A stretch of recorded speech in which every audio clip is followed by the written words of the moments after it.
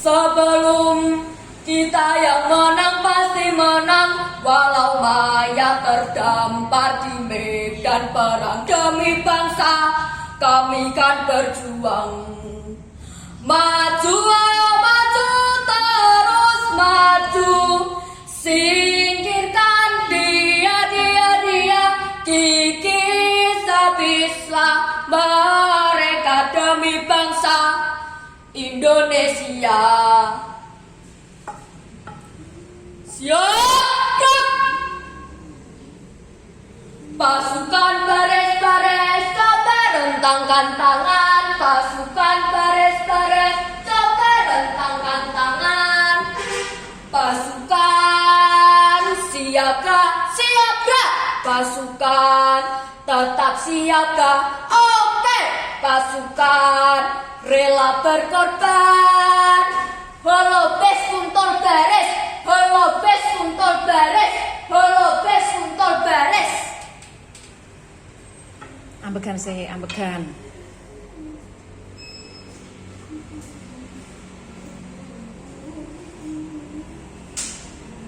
Dewan juri yang terhormat dan teman-teman sekalian, ini tadi sedikit gambaran semangat tentara Indonesia melawan penjajah Belanda, yang mana akan tergambar dalam cerita saya kali ini.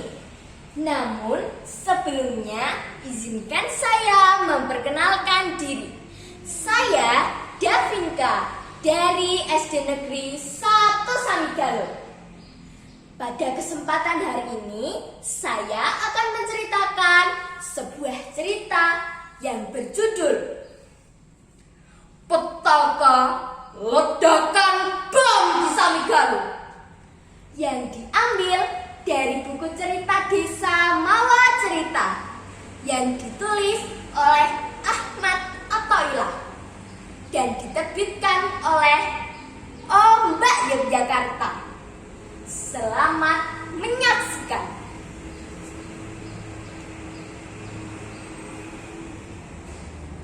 Dikisahkan bahwa pada pasca kemerdekaan RI, agresi militer Belanda kembali melanda Indonesia. Belanda menduduki ibu kota RI di Yogyakarta pada bulan Desember 1948 dengan alasan pemulihan keamanan di bekas jajahan. Pada saat itu pula, Kolonel Bambang dan para perwira segera mengeluarkan instruksi khusus untuk mendirikan pos militer pertama di Samigalo. Yogyakarta kembali menjadi panas. Ternyata Belanda masih musik dengan rakyat Indonesia. Pos pusat angkatan perang dipimpin oleh Kapten Harjono. Tegas. Kapten Harjono, panggil Kolonel Bambang. Siap, Komandan. Petunjuk. Wah, Belanda kembali Indonesia. Kita harus mengantisipasi hal buruk yang bisa terjadi. Belanda itu licik. Mereka pasti sudah merencanakan agresi militer kembali. Segera laksanakan, kumpulkan para prajurit sekarang juga. Tegas Kolonel Bambang. Siap, Komandan, laksanakan. Pada saat itu pula Kolonel Bambang dan para perwira mendirikan pos militer di Samigalo. Para pemuda dan para tokoh masyarakat Samigalo juga ikut berperan membantu. Salah satunya yaitu Ibei dan Ibei. Beliau rela dengan ikhlas memasak makanan setiap hari untuk para tentara dan para pemuda relawan.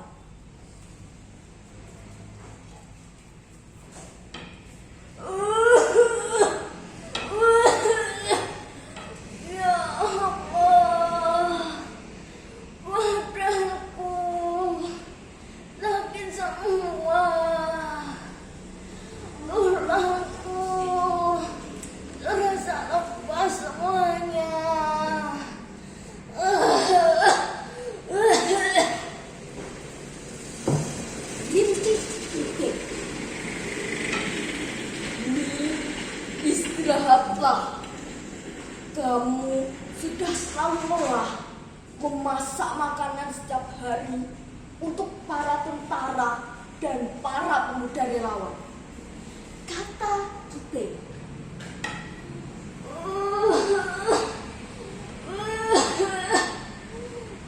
Iya, Ki. Aku memang sudah sangat lelah. Kita sudah sangat lama memasak makanan untuk para tentara dan para pemuda relawan.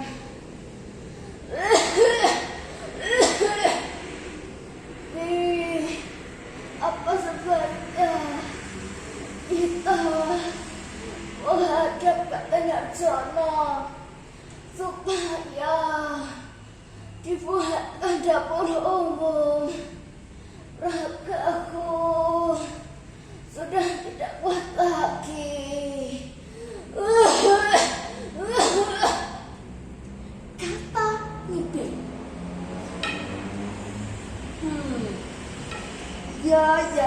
Ya. Memang sebaiknya begitu nih. Saya akan segera menghadap dan akan segera dipikirkan oleh para perwira. Berangkatlah Kibei ke pos pusat angkatan perang. Beliau menghadap para perwira. Para perwira pun segera mengambil tindakan atas laporan Kibei. Deng durung dung deng durung dung deng durung dung deng deng durung dung deng durung dung deng durung dung deng deng durung dung deng durung dung deng durung dung deng.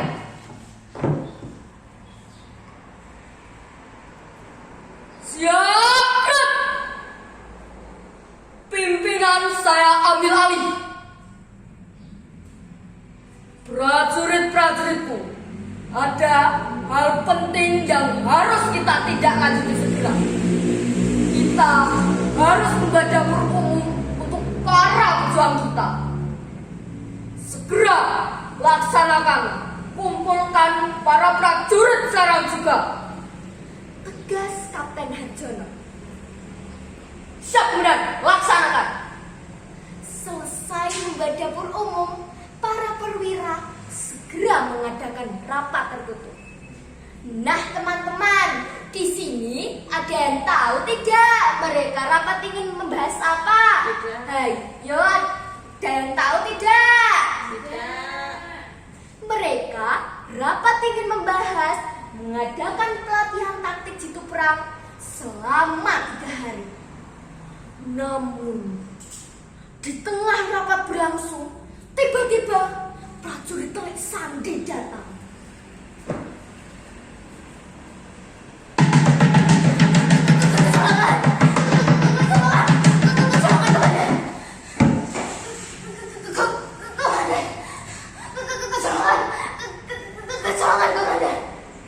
Kata prajurit. Ada apa, prajurit? Ada apa? Apa yang terjadi? Tanya para perwira.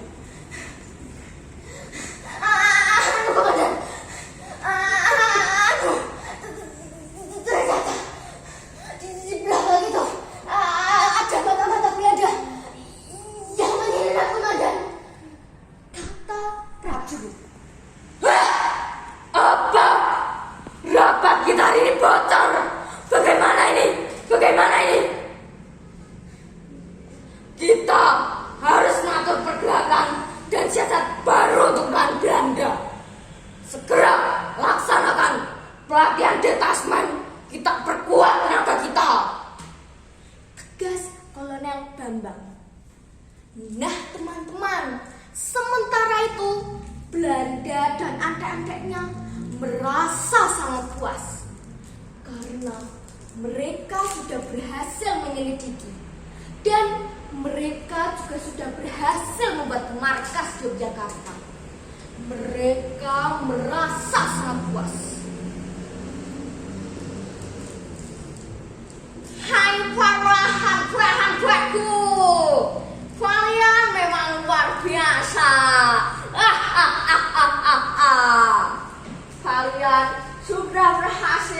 menyelidiki rencana para tentara Indonesia. Sebentar lagi akan kulunturahkan dana Samigalo. Lihat saja nanti, luar biasa kan? Kata Belanda dengan sombongnya. Siap Tuan, sudah berulang kali saya bilang, saya kan memang adik-adik Belanda yang terpercaya. Kata adik-adik Belanda. Besok siang, mari kita hancurkan dana Samigalo, teriak tentara Belanda. Pada tanggal 7 Maret 1949, pelatihan detasmen mulai berlangsung. Namun, di tengah pelatihan berlangsung, tiba-tiba ada 2 pesawat Belanda datang yang menjatuhkan bom granat tembakan selama 45 menit.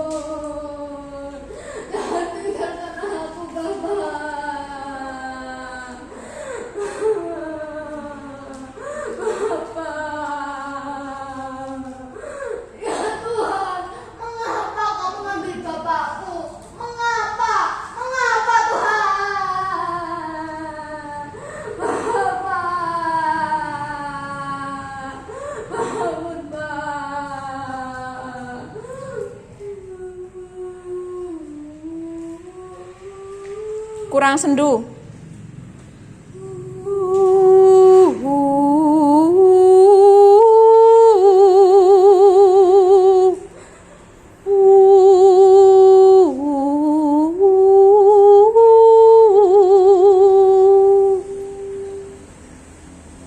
Tanah Samigalo bergetar hebat. Tak banyak yang bisa dilakukan, hanya bisa berdoa dan pasrah melihat korban berjatuhan.